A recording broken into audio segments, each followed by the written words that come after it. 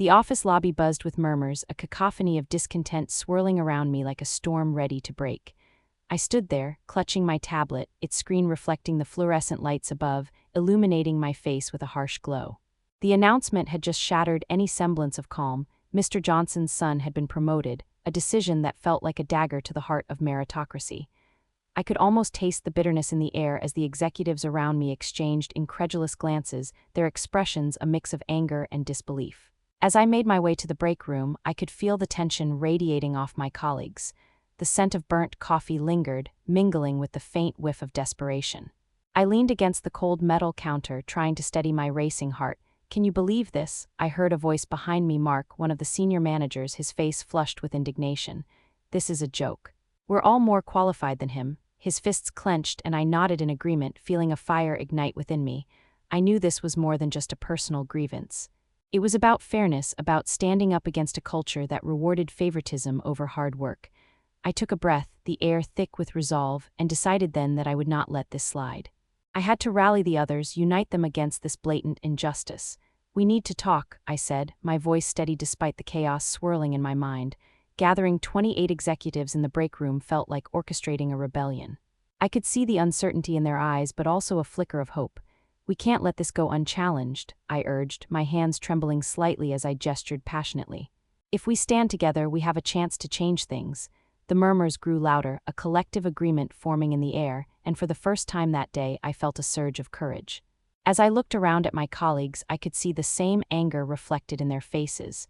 It was a moment of clarity. We were not just employees anymore, we were a force to be reckoned with. I knew the road ahead would be fraught with danger, but the feeling of unity was intoxicating. This was just the beginning, and I was ready to fight for our rights, to confront the oppressive culture that had stifled our voices for too long. The stakes were high, and as I prepared to lead this charge, I felt a wave of determination wash over me. The next steps would be crucial, and I was determined to ensure that justice would prevail. The thought of what lay ahead sent a shiver down my spine, but I welcomed it. I was ready to embrace the chaos and fight back against the nepotism that had plagued our company for too long. As I stood in the break room, the scent of burnt coffee mingled with the faint smell of desperation that seemed to cling to the air. The fluorescent lights buzzed overhead, flickering slightly, casting an unsettling glow on the faces of my colleagues gathered around me.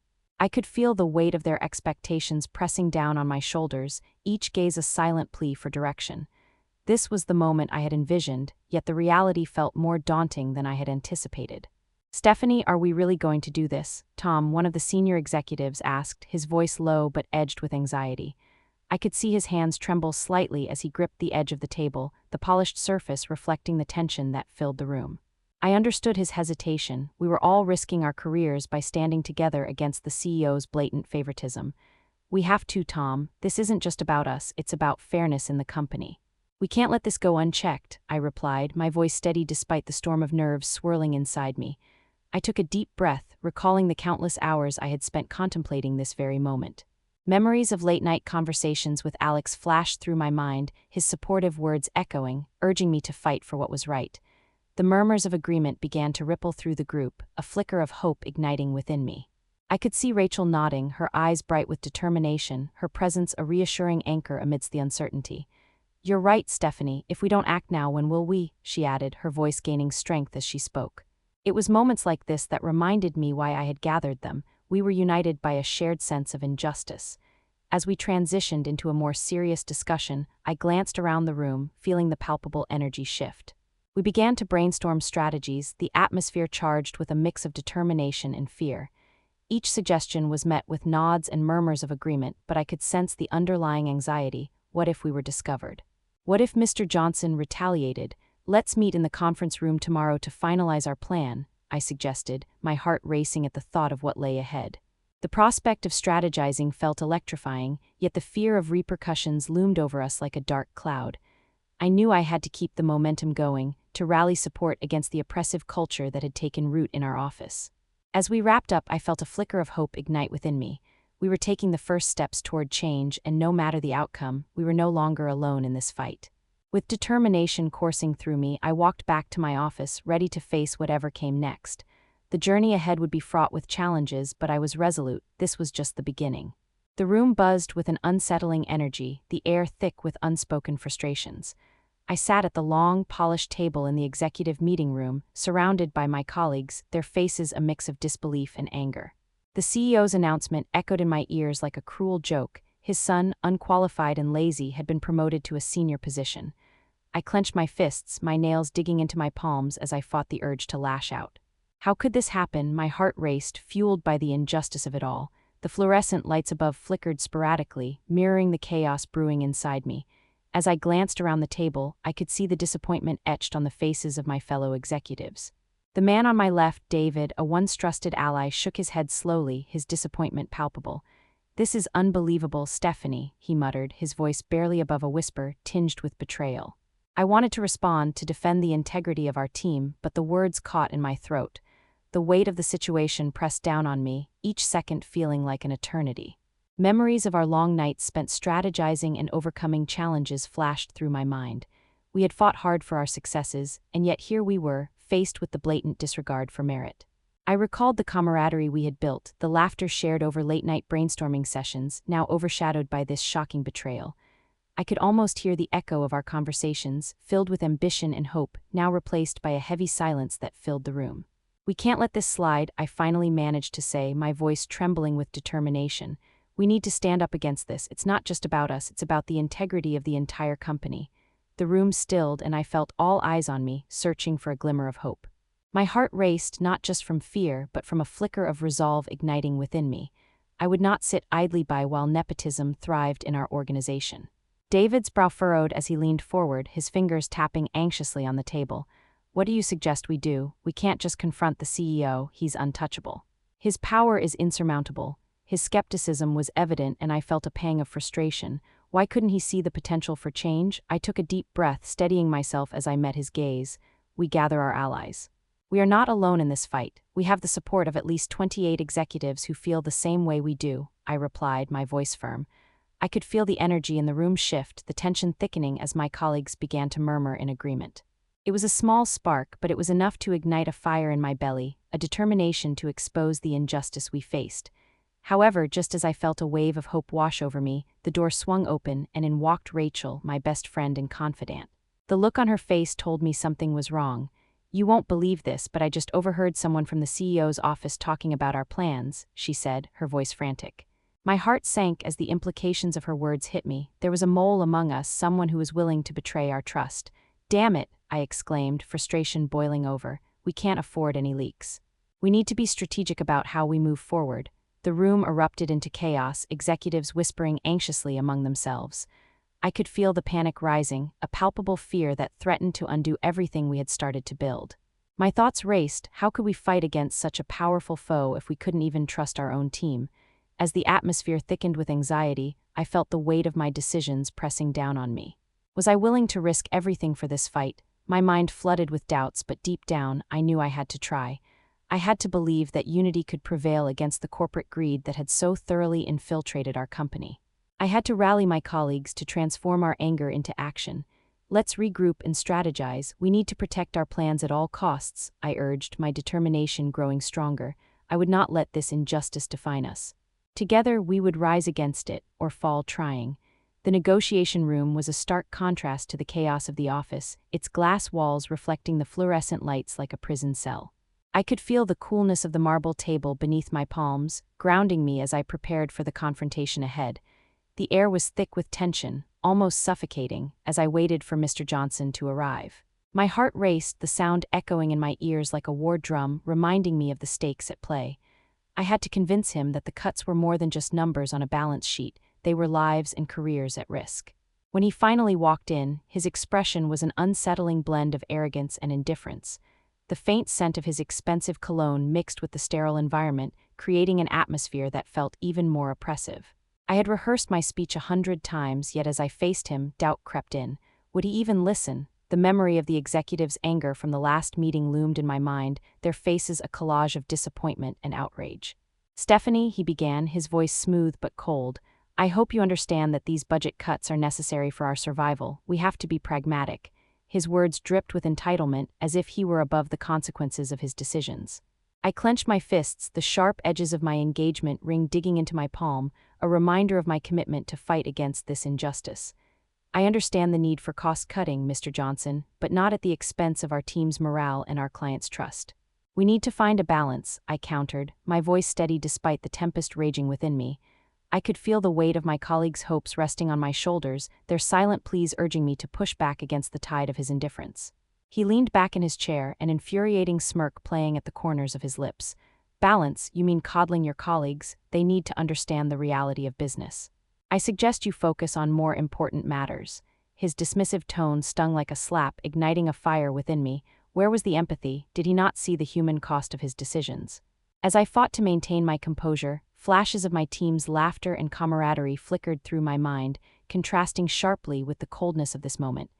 I remembered the excitement in their voices when we celebrated our successes, the trust we had built over the years. Now I felt like I was standing on the edge of a precipice, with everything I valued about our workplace threatening to plummet into the abyss. I will not let this company fall apart because of a few misplaced priorities, I asserted, my voice rising. We can approach this differently. Let's engage the team in finding cost-effective solutions that don't compromise our integrity. Mr. Johnson's expression hardened, and I could see the flicker of anger in his eyes. You think you can rally the troops against me? This isn't a democracy, Stephanie. I make the decisions here. His tone left no room for negotiation, and a wave of despair washed over me. Despite my desperation, I could feel my resolve hardening. I had to stand up for what was right, even if it meant facing the wrath of the CEO. The meeting ended with no resolution, just a silent acknowledgement of our opposing views. As I walked out of the negotiation room, the corridor felt like a gauntlet, the walls closing in on me. I could hear whispers behind me, the uncertainty of my colleagues palpable in the air. The shadows of doubt crept back in, but I fought them off. I had taken a stand, but now I needed to find a way to unify my team before it was too late. With every step, I could feel the weight of responsibility pressing down on me, yet I knew I had to keep pushing forward. This was just the beginning of the fight for fairness, and I wouldn't back down easily. The atmosphere at the executive dinner was thick with unspoken tension, the clinking of silverware punctuating the silence that enveloped us like a heavy blanket. The dim lighting cast long shadows across the table, where my colleagues sat with expressions that ranged from weary to outright hostile. I could smell the rich aroma of roasted lamb mingling with the faint scent of anxiety, a reminder that we were all hanging on the precipice of a brewing storm. As I took a deep breath, I tried to project confidence, maintaining a steady grip on my wine glass, though my fingers trembled slightly. I had arranged this dinner in hopes of mending rifts to somehow bring us back to a place of collaboration and unity. I scanned the table, catching glimpses of familiar faces that had once shared laughter and camaraderie, now contorted with frustration. I appreciate everyone coming tonight, I began, my voice steady yet laced with an undercurrent of urgency. I know things have been rough since the announcement, and I genuinely want to hear your thoughts. We need to come together to find a path forward. I paused, allowing the weight of my words to settle. But instead of the understanding I sought, I was met with a silence that felt like a chasm opening between us. James, a senior executive known for his bluntness, finally broke the silence. You say you want to hear our thoughts, but it feels like you've already made up your mind. How can we trust you after the mess you've created? His tone was sharp, and I felt the sting of his words deep within me, echoing my own insecurities. It was as if he had pulled back the curtain on my resolve, leaving me exposed and vulnerable. Trying to regain my footing, I replied, I understand your frustration, truly, but I believe we can recover from this together. I'm committed to making the necessary changes to regain your trust. I could see skepticism flicker in their eyes, each pair like a mirror reflecting my own doubts. The tension in the room thickened as the conversations around the table shifted to hushed whispers, the discontent palpable. As the evening progressed, I attempted to steer the discussion towards potential solutions, but every suggestion I made was met with resistance. I could feel my heart racing, a drumbeat of anxiety echoing in my chest. The laughter that had once filled these gatherings now felt like a distant memory, replaced by an uncomfortable silence that hung heavily in the air. After what felt like an eternity of strained exchanges, I sensed the dinner was slipping away from me. I had hoped to build bridges, yet it seemed I was only fortifying the walls between us. When dessert was served, the once sweet indulgence tasted bitter on my tongue, each bite a reminder of my failure to connect. As I watched my colleagues push their plates away, I felt a wave of despair wash over me. The realization hit hard. I had failed to foster the unity I desperately needed. The dinner ended without resolution, a stark reminder of the fragility of our relationships. I had wanted peace, but it felt more elusive than ever, and I knew the showdown with the CEO was looming closer, dark and inevitable, like a storm gathering on the horizon. The atmosphere in the CEO's office was suffocating, a mix of polished wood and cold steel that reflected the stark realities of corporate power. I stood there, feeling the weight of my decision pressing heavily on my chest, my palms clammy against the cool surface of the conference table. The walls were adorned with accolades and awards, a testament to Mr. Johnson's legacy, but today they felt like a prison, reminding me of the stakes at play. My heart was racing, each beat echoing in my ears as the moment I'd prepared for loomed closer. Mr. Johnson sat at the head of the table, his expression a mask of arrogance that made my stomach churn. I could almost taste the bitterness of betrayal on my tongue, a reminder of the promotion he'd bestowed upon his son, an act of nepotism that had ignited the fire within me. I had gathered 28 executives, all united against this injustice, but as I stood here now, doubt crept in like a shadow. Would they stand with me when it mattered most? "Stephanie," he began, his voice dripping with condescension, "I assume you're here to discuss your little rebellion. You do realize this is a dangerous game you're playing." His words hung in the air, thick with threat, and I felt the tremors of fear ripple through me. But deep down, beneath the anxiety, a flicker of courage ignited. I had come too far to back down now. "I'm here to demand accountability, Mr. Johnson," I replied, my voice stronger than I felt. I could see the surprise flicker across his face, a brief crack in his composed demeanor. "Your son's promotion was not based on merit, and it undermines the integrity of our company. I've rallied support from our colleagues, and we expect change." The weight of those words hung heavily, and I could feel the tension shift in the room as my fellow executives leaned in, their expressions a mixture of apprehension and anticipation. "Do you really think they will side with you?" he challenged, leaning forward, his breath heavy with disdain. I could feel the pulse of adrenaline quicken my heartbeat, but I stood my ground, refusing to let his intimidation sway me. In that moment the stakes crystallized. This was not just about me, it was about every person who had been overlooked, every voice silenced by privilege. A silence enveloped us, thick and suffocating, as I waited for his response. I could hear the faint ticking of the clock on the wall, each second stretching into an eternity. Finally, he smirked, a cruel twist of his lips that sent a chill down my spine. "You're playing with fire, Stephanie. I hope you know how to put it out." His arrogance ignited a fire within me, and I realized that this confrontation was not just a risk, it was my chance to reclaim my voice.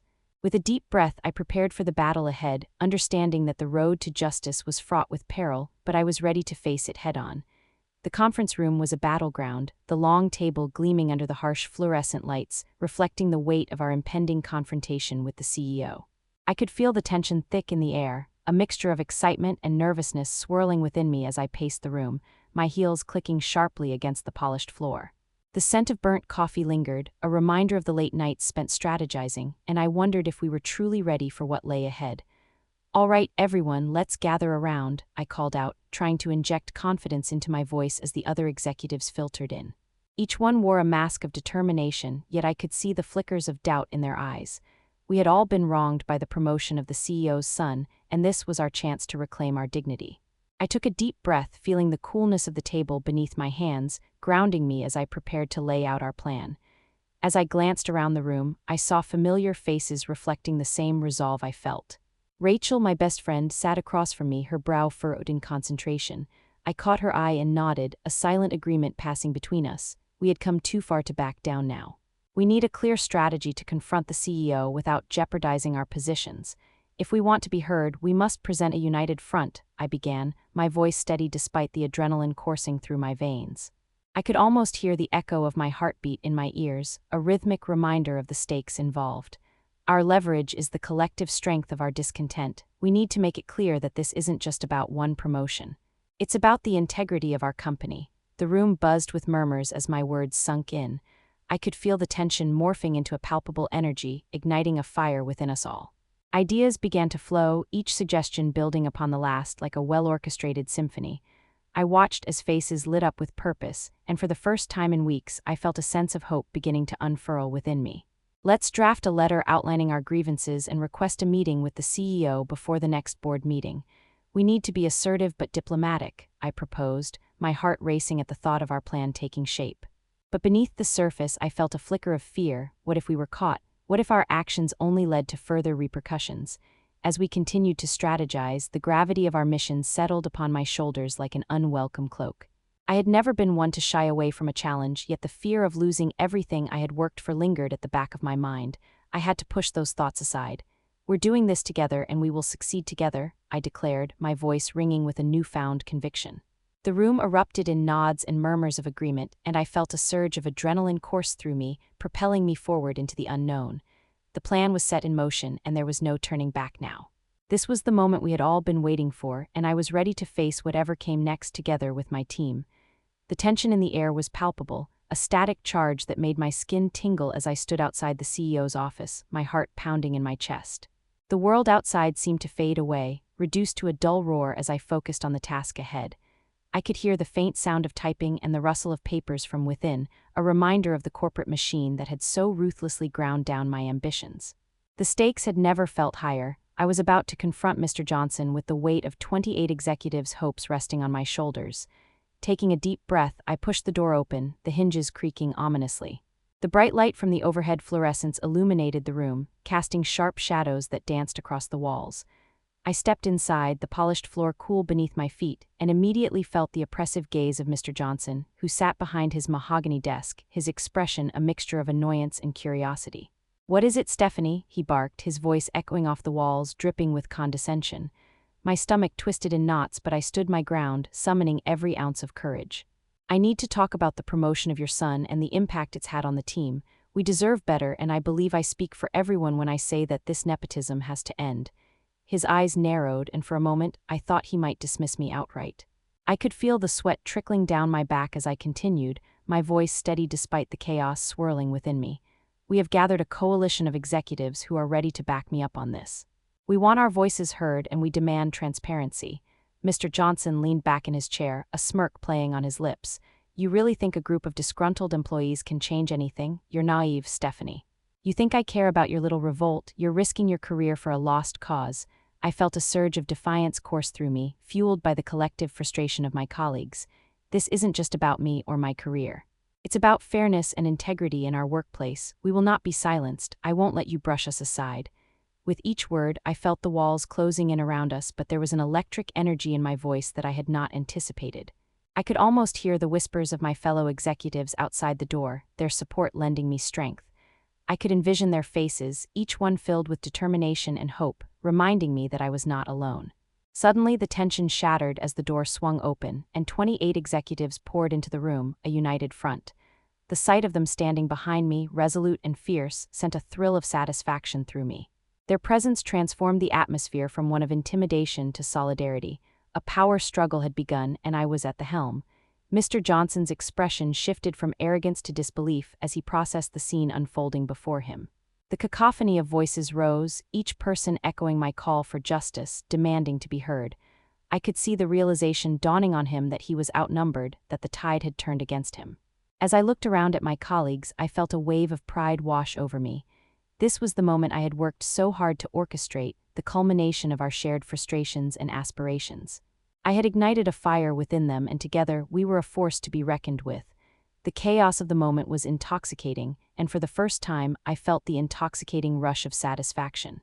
This was our stand, our declaration that we would not accept the status quo any longer. But as the excitement surged, I also felt a nagging fear gnawing at me. What would be the fallout from this confrontation? Would we finally achieve the justice we sought, or would we face repercussions that could jeopardize everything? The questions lingered, but in that moment, I knew I had taken a significant step forward. We were ready to fight for what was right, and I was determined to see it through, no matter the cost. In the aftermath of our confrontation with the CEO, a heavy silence enveloped the office, punctuated only by the distant hum of the air conditioning. I sat at my desk, the weight of our actions pressing down on me like an anchor. The once vibrant atmosphere of camaraderie had been replaced with a cautious tension, each executive navigating the aftermath of our bold stand. I could still feel the adrenaline coursing through my veins, mingling with a sense of unease as I replayed the events of the previous day in my mind. As I gazed out the window, the city sprawled beneath me in a chaotic dance of cars and people, a stark contrast to the stillness within me. Memories flooded my thoughts, faces of my colleagues, their expressions a mix of disbelief and hope as we had stood united against the injustice we had faced. But now, as I reflected on the confrontation, I couldn't shake the feeling that we had opened Pandora's box. What would be the repercussions of our defiance? The uncertainty gnawed at me, a relentless whisper that refused to be silenced. The next few days were a whirlwind of discussions and meetings, each one tinged with a sense of trepidation. I found myself caught in a delicate balancing act, trying to rebuild trust while also navigating the fallout of our actions. The CEO had retaliated, his arrogance manifesting in subtle ways, meetings were restructured, and alliances were tested. I could feel the tension in the air thickening, as if the walls themselves were closing in on us. Yet amidst the chaos, I also sensed a shift. Executives who had once remained silent began to voice their concerns, sharing their frustrations and hopes for a more equitable workplace. It was as if our confrontation had ignited a spark, a realization that we were stronger together than apart.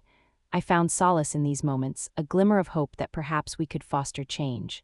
But the journey ahead was fraught with challenges, and I knew that trust was not easily rebuilt.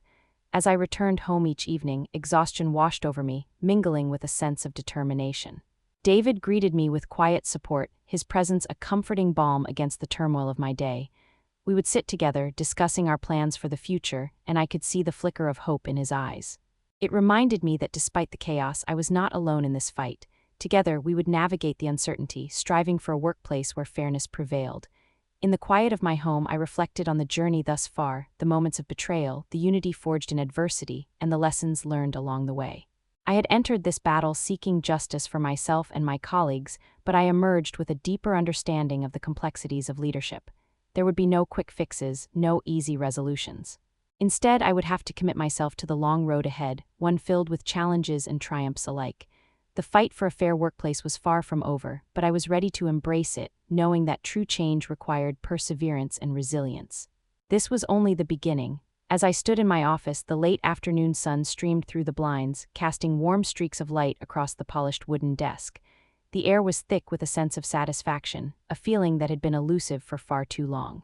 I gazed out the window, watching the city bustle below, each person a reminder of the lives intertwined with my own. It was a new beginning.